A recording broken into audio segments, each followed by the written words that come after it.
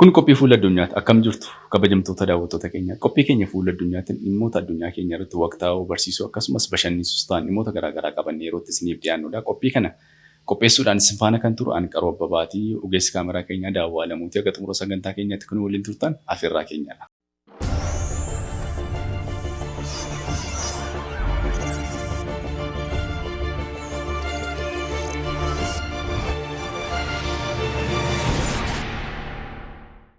Addunyaa kanarraa maallaqa cimaa qabaachuudhaan kan beekamtu sadarkaa jalqabaarratti kan argamtu biyya Kuweetidha. Biyyi Kuweet maqaan maallaqa isheetii dinaara jedhama. Dinaarri Kuweet tokko doolaara Ameerikaa qarshii 3.26 kan inni jijjiiramu. Akkas jechuun gama biraatiin doolaarri Ameerikaa tokko qarshii Kuweet duwwaa qabxii 3 kan jijjiiruu danda'u jechuudha. Doolaarri Ameerikaa tokko qarshii Kuweet duwwaa qabxii 3 jijjiiruu kan danda'udha. Kun egaa Agam dinaarri Kuweet doolaara Ameerikaa bira darbee akka inni jiru nutti argisiisa. Biyyi Kuweet kuni galoo galaana Pershiyaa biyya Saawudii fi Iraaq gidduutti kan argamtudha. Maddi galii isheetii baay'inaan gabaa addunyaa irratti boba'aa dhiyeessuudhaan kan isheen beekamtu. Boba'aa uumamaan kuufama boba'aa bal'aa biyya qabdudha. Ishinis egaa maddi galii isheetii maddi dinagdee isheetii boba'aa biyya alaatti gurguruudhaan kan isheen beekamtu. Addunyaarras maallaqa ishee maallaqa qaalaa yookaan maallaqa gatii guddaa qabu tokkoffaa ta'eetidha kan inni jiru. Gama biraatiin gara sadarkaa lammaffaatti gaafa dhufnu dinaara Baahireeniin arganna. Maallaqa qaalii qabaachuudhaan addunyaarraa sadarkaa lammaffaatti kan argamtu biyya Baahireenidha. Biyyi Baahireen maallaqni ishii doolaara Ameerikaa 2.65 jijjiiruu danda'a yookaan gama biraatiin doolaara Ameerikaa tokko dinaara Baahireeniin duwwaa qabxii 3.8 jijjiiruu danda'a. Kana jechuun dinaarri Baahireen doolaara Ameerikaa bira hagam akka inni ol darbee jiru nutti argisiisa. Biyyi Baahireen kun egaa biyya odola galoo galaana Pershiyaa keessatti kan argamtu qarqara galoo galaana Pershiyaa irratti kan argamtu biyya Saawud Arabiyaa irraa fagaattee yookaan qarqara biyya Saawud Arabiyaa irratti biyya argamtudha. Biyyi kun egaa akkuma biyya Kuweet qabeenyi ishii yookaan maddi galii isheetii kuufama boba'aa kan qabdudha. Isheenis kuufama boba'aa biyya alaatti gurguruudhaan kan isheen beekamtu. Kuufama sanarraati madda galii olaanaa kan isheen argattu jijjiirraa maallaqoota biyyi biraanis maallaqa ishee qaalii kana baasanii qarshii isaanii doolaaratti jijjiirratanii doolaararraa immoo gara qarshii Kuweetitti jijjiirratanii kan isaan boba'aa bitataniif biyyi kun biyya qabeenya uummaatiin badhaate biyya boba'aa biyya gabaa biyya alaatiif erguudhaan beekamtu waan taateef qarshiinis olaantummaa qabatee haga yoonaa turuu danda'eera. Gara sadarkaa sadaffaatti gaafa dhufnu biyya Riyaal Oomaaniin arganna. Biyyi Oomaan maqaan maallaqa isheedha Riyaal jedhama. Biyyi Oomaan egaa addunyaarraa maallaqoota gurguddaa warroota qaban yookaan maallaqa ciccimaa biyyoota qaban keessaa sadarkaa sadaffaattiidha kan isheen argamtu. Biyyi Oomaan kun maqaan maallaqa isheetii Riyaal jedhama. Riyaaliin Oomaan tokko doolaara Ameerikaa 2.6 kan inni jijjiiruu danda'u. Riyaaliin Oomaan tokko maallaqa doolaara Ameerikaa 2.6 jijjiiruu kan inni danda'u yookaan gama biraatiin doolaarri Ameerikaa tokko Riyaalii Oomaan duwwaa qabxii 3.8dha kan jijjiiruu danda'u. Duwwaa qabxii 3.8dha kan jijjiiruu danda'u. Kanaan egaa biyyi Oomaan Yuunaayitid Arab Emireetii fi Yemen gidduutti fiixee baha peeninsulaala Arabaa irratti kan argamtudha. Fiixee baha peeninsulaala Arabaa irratti biyya argamtudha. Biyyi kun egaa akkuma ollaa isheetii warra dureeyyii warra kaanii akkuma Baahireen akkuma Kuweet fa'aa maddi galii ishii boba'aa biyya alaatti gurguruudhaan isheenis qabeenya uumamaatiin kan badhaatedha. Qabeenyi uumamaa ishee kunis boba'aaf gaaziin kuufamaan biyya ishee keessatti kan argamu sana itti fayyadamaadha kan isheen jirtu. Kanaanis maallaqni ishii olaantummaa guddaa qabaatedha kan inni jiru. Keessattuu Riyaalli Oomaan hojiirra kan inni oole bara 1970 irraa kaasee ittiin bitaa ittiin gurguraa kan isheen jirtu. Bara sana hundeessitee bara sana maallaqa ishee maxxanfattee maallaqa ishee sanaan ittiin bitaa gurguraa jijjiirraa biyya alaatti raawwachaa kan isheen jirtudha. Maallaqi ishee kun egaa umurii yeroo dhiyootii as garuu biyyoota garaagaraa irrattis akkasumas addunyaa guutuu irratti olaantummaa qabateedha kan inni jiru. Addunyaa keenyarraa maallaqa cimaa qabaachuudhaan kan beekamtu gara sadarkaa arfaffaatti gaafa deebinu biyya Joordaaniin arganna. Biyyi Joordaan addunyaarraa maallaqa qaalii ta'an yookaan cimaa ta'an keessaa sadarkaa arfaffaarrattidha kan isheen argamtu. Biyyi Joordaan kun egaa maqaan maallaqa isheetii diinaara jedhama. Diinaan Joordaan tokko doolaara Ameerikaa tokko qabxii 4 kan jijjiiruu danda'u. Diinaarri Joordaan tokko maallaqa Ameerikaa tokko qabxii 4 kan jijjiiruu danda'u. Kana jechuun gama biraatiin doolaarri Ameerikaa tokko diinaara Joordaaniin duwwaa qabxii 7 kan inni bituu danda'u. Duwwaa qabxii 7 kan inni bituu danda'u. Kana jechuun humni maallaqa Joordaan hagam akka doolaara Ameerikaa bira darbee jiru hubachuutu nurra jiraata. Gama biraatiin biyyi Joordaan kun egaa baha giddu galeessa keessatti biyya argamtu kunis egaa bal'inaan galaanaan marfamteedha kan isheen argamtu biyyi kuni. Biyyi kunis egaa akkuma biyyoota dureeyyii warra kaanii yookaan maallaqni isaanii biyyoota olaantummaa qabu warra kaanii qabeenya uumamaadha kan isheen qabdu. Qabeenya uumamaa isheen qabdu kun boba'aaf gaazii biyya alaatti gurguruudhaan kan isheen beekamtu. Boba'aaf gaazii kanarraa egaa galii guddaadha kan isheen argattu. Kanaanis maallaqni ishee olaantummaa qabaatee turuu danda'eetidha kan inni jiru. Egaan diinaarri Joordaan kun bara 1950 irraa kaasee hundeeffameetidha hojiirra oolaa kan jiru. Joordaan biyya ishee keessatti diinaara mataa isheetii bara 1950 hundeeffattee yeroo sanarraa kaastee ittiin bitaa ittiin gurguraa akkasumas jijjiirraa biyyoota garaagaraatti raawwachaadha kan isheen jirtu. Biyya yeroo dhiyootti hundaa'e maallaqni ishee kunis egaa olaantummaa qabatee kan jiruu fi sadarkaa arfaffaarratti kan argamudha. Gara sadarkaa shanaffaatti gaafa deebinu sadarkaa shanaffaarratti maallaqa gatii guddaa yookaan qaalaa addunyaa kanaa kan ta'an keessa sadarkaa shanaffaarratti kan argamu paawundii Biriiteenidha. Paawundiin Biriiteen egaan Biriiteen maallaqa cimaa addunyaarra sadarkaa shanaffaarratti kan waamamuu qabdi yookaan kan argamuu qabdi. Paawundiin Biriiteen tokko doolaara Ameerikaa tokko qabxii 2 bituu danda'a. Paawundiin Biriiteen tokko namni qabu maallaqa doolaara Ameerikaa tokko qabxii 2tti jijjiirrachuudha kan inni danda'u. Gama biraatiin doolaarri Ameerikaa tokko paawundii Biriiteeniin duwwaa qabxii 8 kan inni bituu danda'u.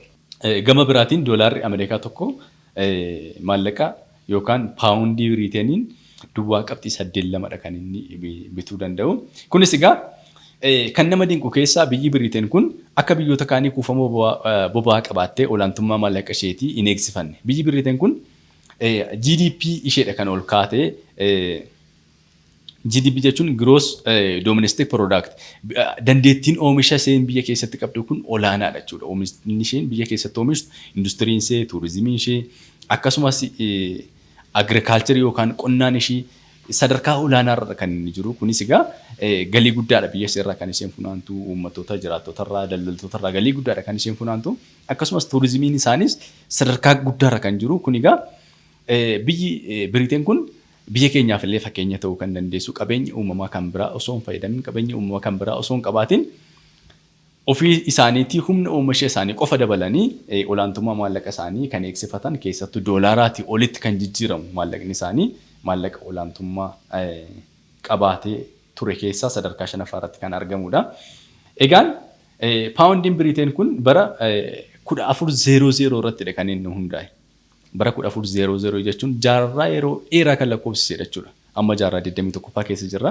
Isaan jaarraa 14ffaa keessadha paawundii kana kan hundeeffatanii. Umrii amma kanaa qabaate garuu hagammaatti olaantummaa isaas eegsifateedha kan inni jiru. Bara 1400 hundeeffatan malee addunyaa irratti waliin bitaa, waliin gurguraa, jijjiirraa biyyoota garaagaraatiin raawwachuu kan isaan jalqabanii bara 1971ttidha. Biyyi Biriiteen biyyoota biraa wajjin daldala karaa maallaqa ishee biyyoota biraatti jijjiirtee biyyoonni biraanis immoo maallaqa ishee irraa jijjiirratanii gurguruu waliin bituu kan eegalanii bara 1971ttidha. Kunis egaa seenaa yeroo dhiyoo ta'achuudha.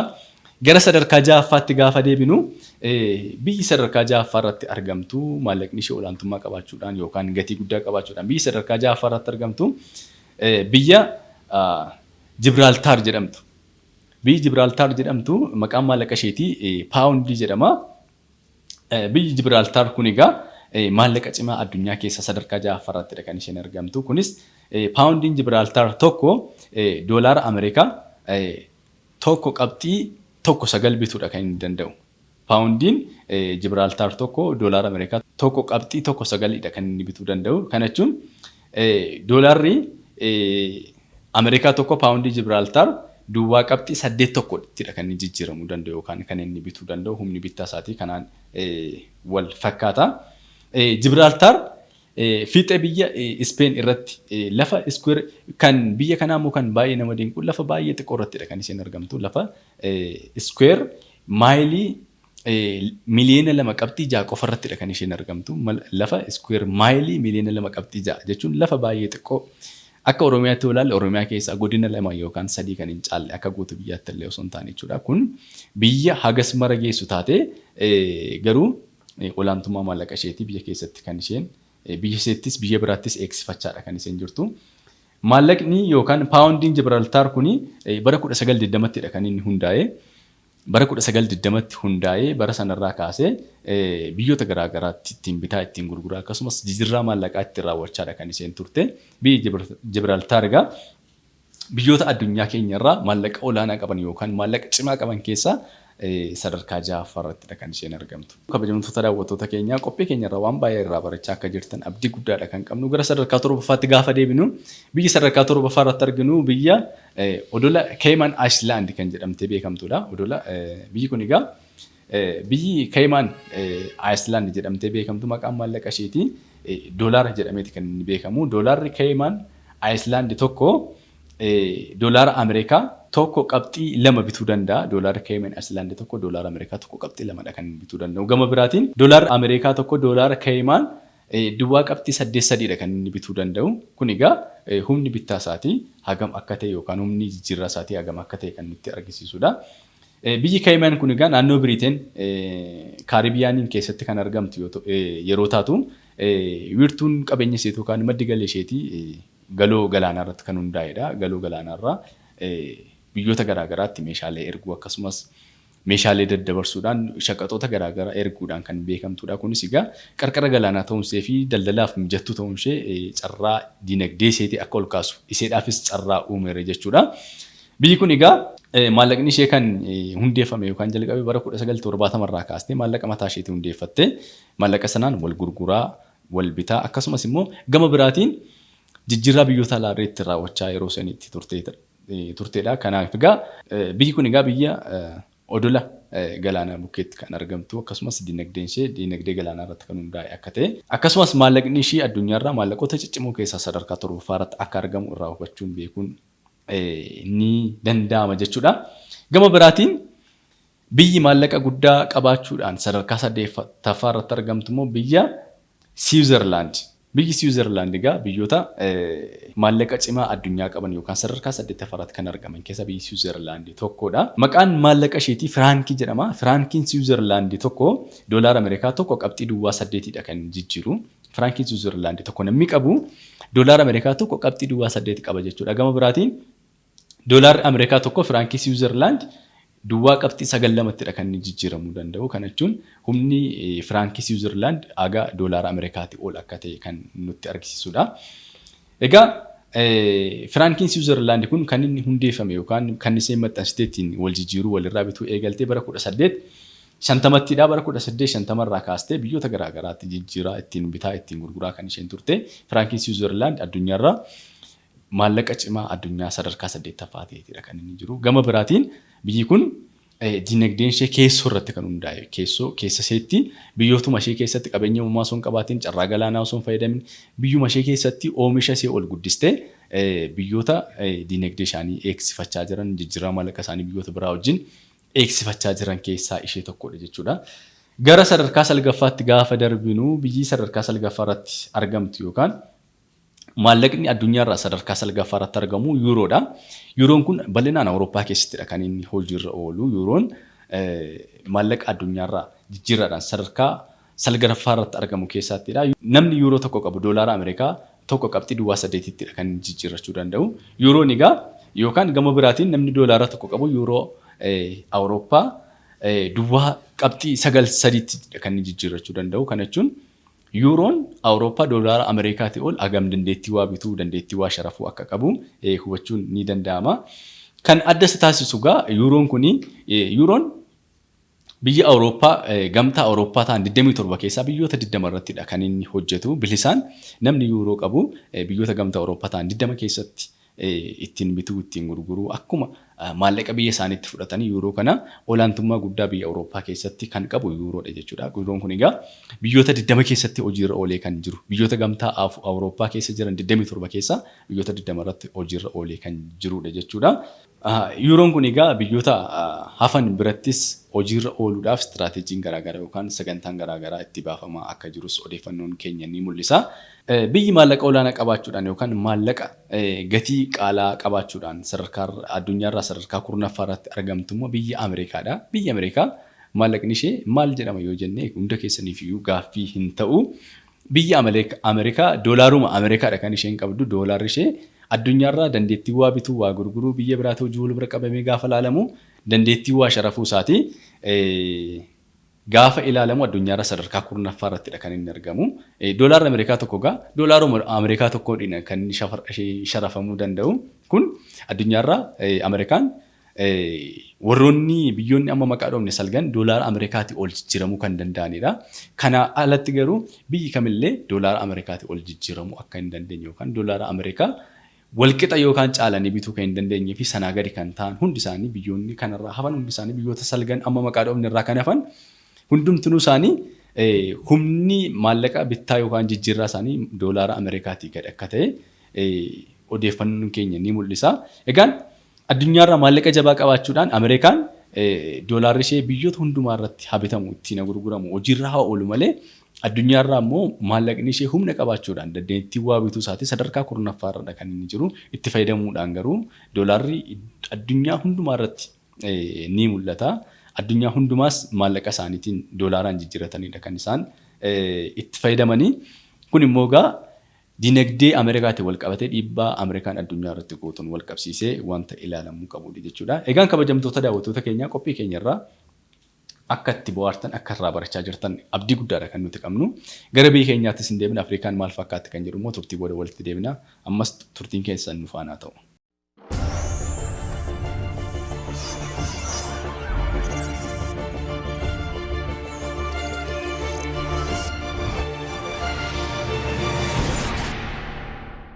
Walitti deebinee kabajamtoota daawwattoota keenya amma immoo biyyi keenya Afrikaan humni maallaqa isheetii maal fakkaata kan jedhu sadarkeessineedha kan nuti ilaallu. Biyyoota kurnan Afrikaa keessaa maallaqi isaanii cimaa jedhaman doolaara Ameerikaatti wajjin wal bira qabsiisnee hagam bituu danda'a yookaan hagam gurguruu danda'a kan jiru kan ilaallu ta'a. Gara biyya keenya Afrikaatti gaafa dhufnu sadarkaa jalqabaarra kan jiru gara sadarkaa jalqabaarratti kan argannu Taanzaaniyaadha. Taanzaaniyaan maqaan maallaqa isheetii dinaaradha kan inni jedhamu. Dinaarri Taanzaaniyaa 3.13 doolaara Ameerikaa tokkottidha kan inni jijjiiramu yookaan gama biraatiin doolaara Ameerikaa tokko dinaara Taanzaaniyaa 3.13tiin walqixa akka ta'etti jechuudha. Gara sadarkaa lammaffaatti gaafa deebinu Liibiyaadha. Liibiyaan keessattuu haala nageenyaa fi haala sochii siyaasaa naannoo sana jiruutiin biyyi Liibiyaa biyya rakkoo keessa jirtudha jedhameeti kan kaafamu. Haa ta'uti garuu Afriikaarraa biyyi sadarkaa lammaffaarratti argamtu akkasumas humni maallaqa isaanii doolaaraa wajjin jijjiirraadhaan kan cimaa ta'an keessaa Liibiyaan sadarkaa lammaffaattiidha kan isheen argamtu. Egaa maqaan maallaqa Liibiyaa dinaara jedhama. Dinaarri Liibiyaa 4.83 doolaara Ameerikaa tokko faana wal qixaadha. Kana jechuun gama biraatiin doolaara Ameerikaa tokko dinaara Liibiyaa 4.83tiin wal qixa akka ta'ettidha jechuudha. Kunis egaa sadarkaa lammaffaa irratti akka isheen argamtu ishee taasiseera. Gara sadarkaa sadaffaatti gaafa deemne Moorokoo arganna. Moorokoon biyya Afrikaa keessaa maallaqa cimaa qabaachuudhaan sadarkaa sadaffaa irratti argamtudha. Maqaan maallaqa isheetii diraama jedhama. Diraamni Moorokoo 10 doolaara Ameerikaa tokko faana wal qixaadha. Kana jechuun gama biraatiin doolaarri Ameerikaa tokko dinaara Moorokoo 10 wajjin wal qixa jechuudha. Gara sadarkaa arfaffaatti gaafa deemnu Gaanaa arganna. Maqaan maallaqaa Gaanaa immoo Seedii jedhama. Seediin Gaanaa 12.39 doolaara Ameerikaa tokko faana wal qixaadha. Yookaan gama biraatiin doolaarri Ameerikaa tokko Seedii biyya Gaanaa 12.39 wajjin wal qixa akka ta'ettidha jechuudha. Gara sadarkaa shanaffaatti gaafa darbinu sadarkaa shanaffaarratti kan argannu biyya Seychelles jedhamtudha. Biyyi Seychelles biyya Afrikaa keessaa tokkodha. Seychelsiin kun maqaan maallaqa isheetii ruupii jedhama. Ruupiin Seychelles 13.48 doolaara Ameerikaa tokko faana wal qixaadha. Gama biraatiin doolaara Ameerikaa tokko ruupii Seychelles 13.48 faana walqixa akka ta'ettidha. Gama sadarkaa jahaffaatti gaafa darbinu biyya Boostwaanaa arganna. Biyyi Boostwaanaa maqaan maallaqa isheetii puulaa jedhama. Puulaan Boostwaanaa 13.7 doolaara Ameerikaa tokko faana walqixaadha. Gama biraatiin kana jechuun doolaarri Ameerikaa tokko puulaa Boostwaanaa 13.7dha kan inni jijjiiruu danda'u. Kan baay'ee nama dhibu gara sadarkaa torbaffaatti gaafa dhufnu ollaa biyya keenyaa kan taate biyya Eertiraa arganna. Maqaan maallaqa biyya Eertiraa nakfaa jedhama. Nakfaan Eertiraa 13 nakfaan Eertiraa 15 doolaara Ameerikaa tokko jijjiiruu danda'a. Kana jechuun gama biraatiin doolaarri Ameerikaa tokko nakfaa Eertiraa 15 jijjiiruudha kan inni danda'u. Kana jechuun ollaama keenya taate Eertiraan maallaqni isee akkam akka jabaate yookaan humna akkamii akka inni qabu ilaaluun ni danda'ama. Gama sadarkaa 8ffaatti gaafa darbinu sadarkaa 8ffaatti kan arginu biyya Leesotoodha. Biyya Leesotoo keessatti maqaan maallaqa isaanii lootiidha kan inni jedhamu. Lootiin Leesotoo 18.98 doolaara Ameerikaa tokko faana walqixaadha. Kana jechuun gama biraatiin doolaarri Ameerikaa tokko lootii Leesotoo 18.98dha kan inni jijjiiruu danda'u. Kana jechuun kun egaa Afrikaa irraa sadarkaa 9ffaa irra akka ishee taasisa. Gara sadarkaa 10ffaatti gaafa deebinu Afrikaa kibbaatidha. Afrikaan kibbaa maqaan maallaqa isaanii raandii jedhama. Raandiin Afrikaa kibbaa tokko yookaan raandiin Afrikaa kibbaa 19.2 doolaara Ameerikaa tokko faana walqixaadha. Kana jechuun gama biraatiin doolaarri Ameerikaa tokko raandii Afrikaa kibbaa 19.2dha kan inni jijjiiru. Kun egaa biyyoota Afrikaa keessaa maallaqa cimaa yookaan maallaqa jabaa qabanidha jechuudha. Gara biyya keenyaatti gaafa dhufnu biyyi keenya Itoophiyaan meeqaan jijjiirama? Qarshii Itoophiyaa yookaan birrii Itoophiyaa meeqatu doolaara Ameerikaa bituu danda'a kan jedhu biyyi keenya sadarkaa kana keessa hin jirtu. Haa ta'uti garuu qarshiin Itoophiyaa 100 doolaara Ameerikaa tokko bituu ni danda'a. Kun egaa jijjiirama yeroo dhiyootii as taasifame yeroo booddanaa kana yookaan torban 2 yookaan torban 1 kan hin caalle kana keessa kan raawwatamedha. Duraan qarshiin Itoophiyaa 27 illee ture, 35 illee ture. Gara sadarkaa 76 illee siqe 76 irraa immoo yeroo ammaa kana qarshii 100tti achi ol guddateedha kan inni jiru. Kanaanis wal qabatee waan baay'ee ilaaluun ni danda'ama. Humni maallaqa biyya keenyaa maal fakkaata? Akka sadarkaa addunyaa qofatti illee osoo hin taane biyyootuma ollaa keenya warreen akka Eertiraa warreen akka Keeniyaa kana faana wal bira qabsiisnee gaafa ilaallee humni bittaa biyya keenya maal fakkaata kan jedhus waan baay'ee kan nutti argisiisudha jechuudha. Egaan kabajamtoota daawwattoota keenyaa qophii keenya irraa barachaa ittis bohaaraa odeeffannoo guddaa irraa argachaa akka jirtan abdii guddaadha kan nuti qabnu. Amma immoo maallaqoonni addunyaa kanarraa sharafa addunyaa garaagaraa ittiin raawwataman yookaan sharamni maallaqa garaagaraa ittiin raawwataman sadarkaa isaanii wajjin ilaalla. Kanas egaa jalqaba irratti kan argan doolaara Ameerikaati. Doolaarri Ameerikaa maallaqa olaantummaa qabudha. Olaantummaa isaatiinis egaa biyyoota hundumaa keessatti biyyoota garaagaraa keessatti daldalli ittiin raawwatama. Bittaa gurgurtaan kan ittiin raawwatamudha. Kunis egaa daldala addunyaa keenya irratti raawwatu keessaa parsentii 88.5 doolaaratu dhuunfata jechuudha. Kun egaa olaantummaa akkamii doolaarri addunyaa irratti akka qabu. Kanaafis jijjiirraan doolaaraa qarshii biyya keenyaatti hojii wal qabatee jiru akkam akka namoota yaaddessaa jiru quba hin qabaatu jenneeti kan nuti yaadnu. Sadarkaa 2ffaa irratti kan argannu yuuroodha. Doolaaratti aansee maallaqni addunyaa irratti bittaa gurgurtaadhaaf biyyoonni hundumti nutti gargaaraman yuuroodha. Yuuroon egaa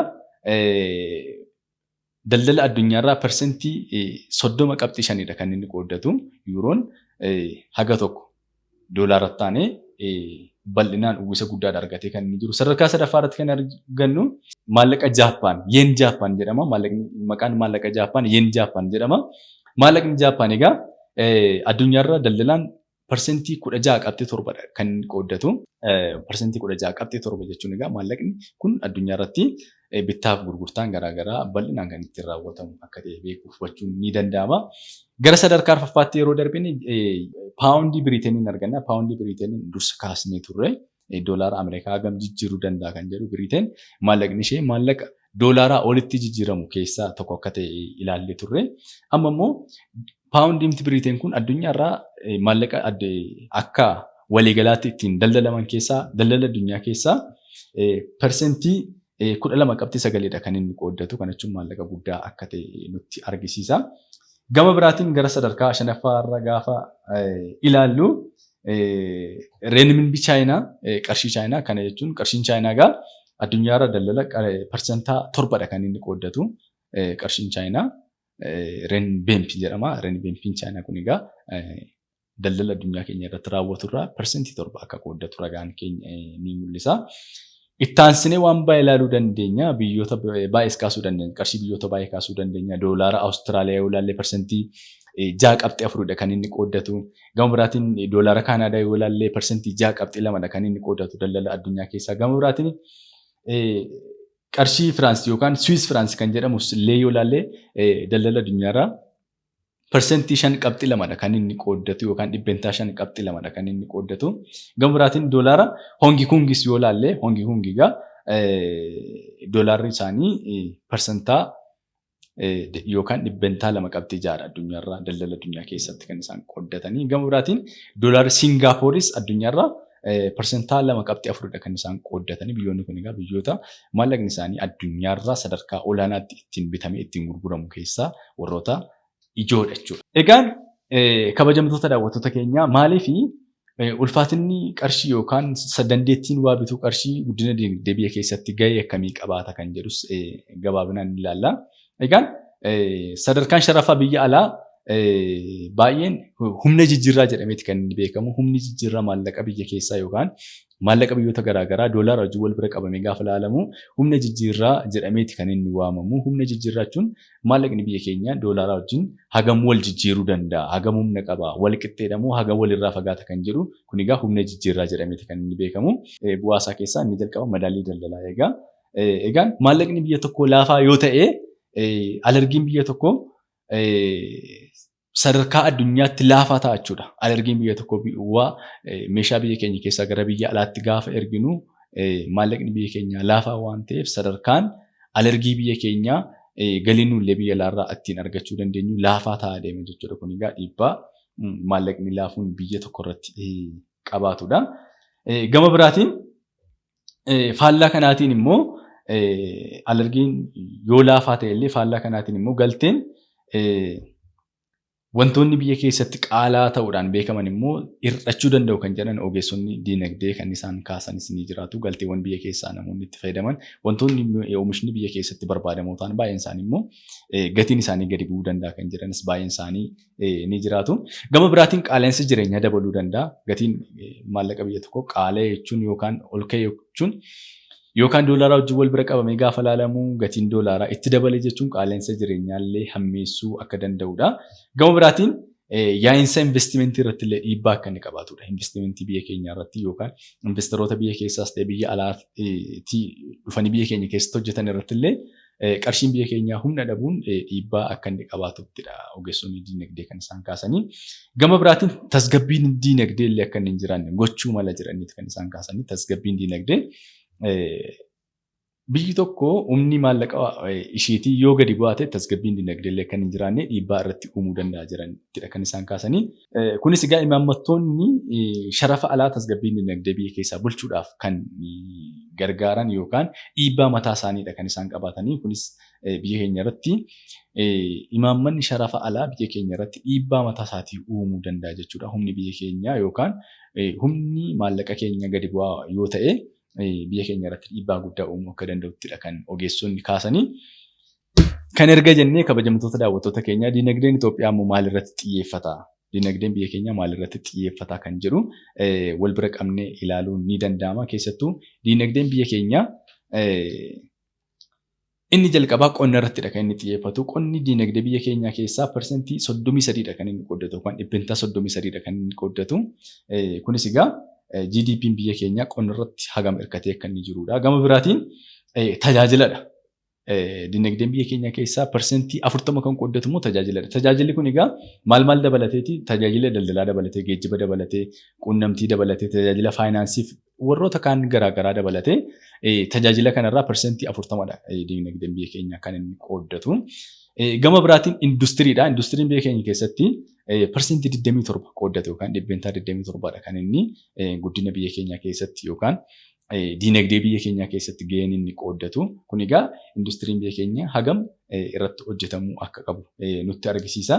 Industiriiwwan parsantii 27 yookaan dhibbeentaa 27 biyya keenya keessaa qooddatan keessaa warreen oomishaa industiriin warreen oomishanii warreen ijaarsa ijaaranii akkasumas albuuda garaagaraallee kan baasanii warreen kun biyya keenya keessatti parsantii 27 kan qooddatanidha jechuudha.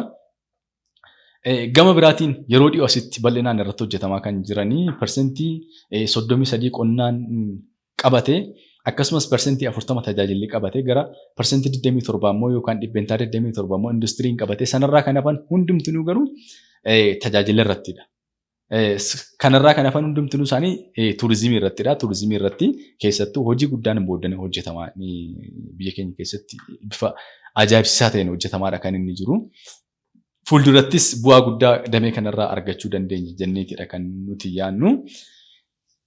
Egaan xumura irratti kabajamtoota daawwattoota keenya gatii qaala'insa doolaara biyya keenyaatiin wal qabsiisnee waa tokko jechuu hin barbaanna. Biyya keenya keessatti doolaarri tokko qarshii Itoophiyaa 101 jijjiiramu akka jalqabe egaa ragaan baankii daldala Itoophiyaa irraa argames ni mul'isa. Ragaan baankii biyyaalessaa irraa argame illee ni mul'isa. Kun egaa yaaddoo guddaa biyya keenyatti ta'uu hin qabu. Kun tarsiimoo ikoonoomii biyya keenyaa yookaan tarsiimoo imaammata ikoonoomii biyya keenya hordofaa jirtu maalidha kan jedhamu gadi fageenyaan ilaaluutu nurra jiraata. Kanaan wal qabsiisnee biyya Indiyaa fudhachuu dandeenya. Biyyi Indiyaa baay'ina uummata isheetii addunyaarraa sadarkaa tokkoffaa irrattidha kan isheen argamtu. Biyyi Indiyaa uummanni ishee addunyaarraa uummata biliyeena 1.4 sadarkaa tokkoffaa irrattidha kan isheen argamtu.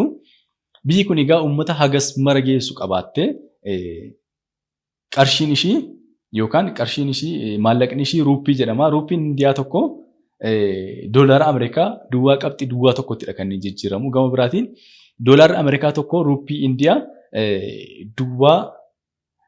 doolaarri Ameerikaa tokko ruuppii Indiyaa 83.75ttidha kan inni jijjiiramu. Kun egaa biyya Indiyaa irratti hagam dhiibbaa tokkoyyuu osoo hin geggeessin akka isaan diinagdee mataa isaanii fooyyeffatanii jiraachaa jiran irraa hubachuun ni danda'ama. Haa ta'uutii gatiin jijjiirraa ruuppii Indiyaatiif doolaara Ameerikaa hagana walirraa fagaatu iyyuu malee Indiyaan immoo addunyaa kanarraa biyyoota diinagdee jajjaboo qaban keessaa sadarkaa 5ffaa irratti argamti. Kanas biyyoota diinagdee jajjaboo qaban warreen akka Ameerikaa, warreen akka Chaayinaa, warreen akka Jaappaan taante sadarkaa 5ffaa irrattidha kan isheen argamtu. Kana jechuun jijjiirraan doolaaraa biyya ishee irratti dhiibbaa hin qabaanne jechuudha.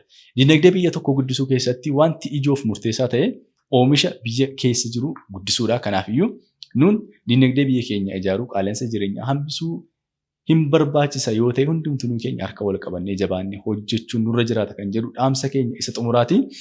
Egaan kabajamtoota daawwattoota keenyaa qophii keenya xumuruudhaaf jenna. Qophii kana qopheessee dhiyeessuudhaan isin faana kan ture ani Qaroo Abbabaatee akkasumas ogeessi kaameraa keenya Daawwaa Alamuutii akka xumura sagantaa keenyaatti nu waliin waan turtaniif kabaja guddaa isiniif qabna. Torban qophii biraadhaan walitti deebinaa. Akkasitti yeroo gaarii.